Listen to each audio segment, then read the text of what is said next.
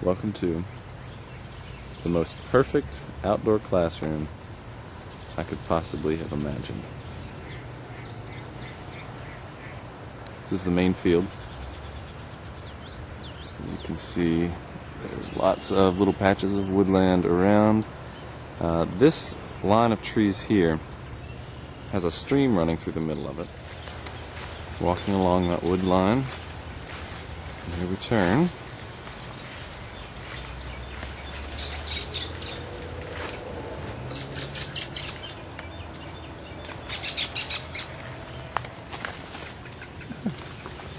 You see precisely why this was such a phenomenal classroom. One day in one of these little pools, during an observation, some of the students saw some crayfish. I don't see any right now, but they did then. And this was the bridge for that area back there that's been washed downstream in a heavy rain.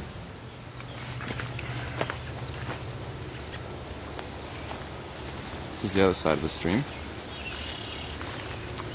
We've sat multiple days under this tree for various parts of the class.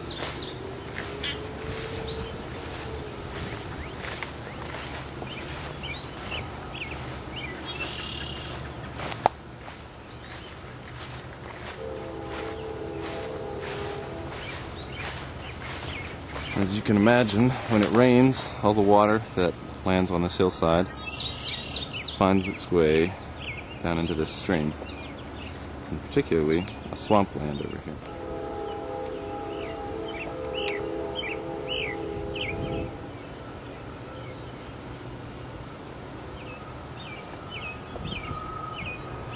This is of particular interest. This is a little thing that the students found on one of our first days outside observing. There's a little community of dens, and we discussed what we thought could possibly have made these. My best guess at this point is muskrats, based on the sort of swampland. This is the tail end of this little stream. It's not running quickly. But quite a few had their guesses, and we talked about it. And before it rained the last few days, there were tracks around here, little raccoon-like tracks, a little bit smaller than a raccoon. And who knows, some of these are obviously too small for even a muskrat. That one's quite small. So it could be something else, we don't know. But it was a great inquiry. It was a great base for inquiry. The students obviously had lots of questions about it. It was really a neat thing, a neat find. Also, before it was mowed, there was a rabbit's nest that they found up in this forest, or in this field, somewhere around about there. In this little corner, we have community of groundhogs, and the grass is sort of mashed down so you can't see all of them, but there's quite a few holes here. There's one right here, there's another one over here, it's facing back the other direction, there's a small one there. Doesn't look like that one's getting much use right now. There's one. Here's one. And here's one. Horrible for farmers. I'm sure the guy who bush hogged this had quite a time. But it's excellent, excellent for a science classroom. There's a few more. We already got these. Oh, yeah, I think we already got these. But once again, great foundation for inquiry. There's nothing like seeing it in the wild first, and then basing everything that you learn on those questions that are here already, or that are very naturally inspired by the things that are here already. So, makes my job a whole lot easier. Makes their job, well, a lot more meaningful. It's connected to something real. Now we're under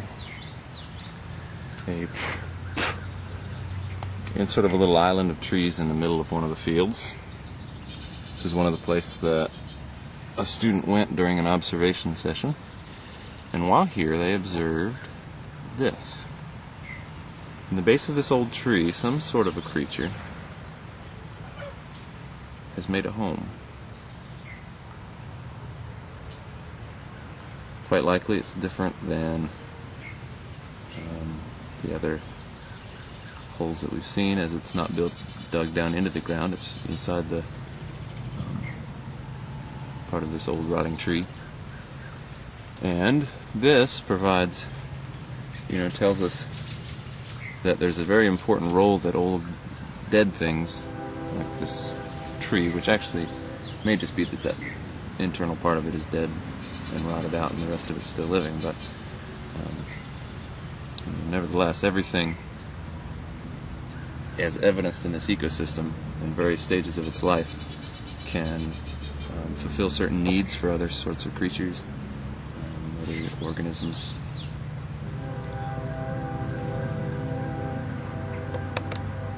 And this one seems to belong to some sort of a small mammal, which are always very exciting. There's some evidence of some earth. Looks like maybe it was dug out by the guy that made this, perhaps. From another hole over there, looks like fresh dirt has been thrown out away from the tree. And there's some human impact right there.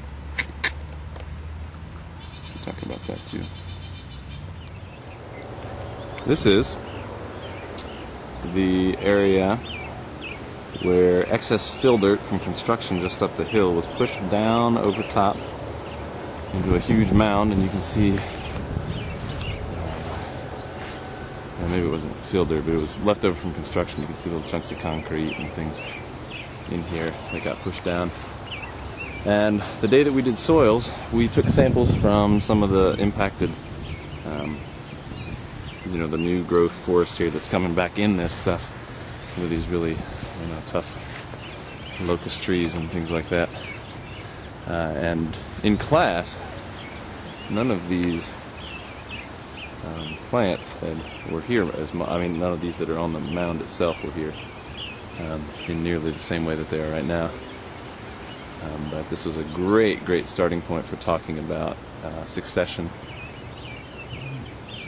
old field succession after area's been disturbed, or even just looking at a place where nothing's growing and watching the kind of plants that come in first, and then what follows them, and so on and so forth down the line.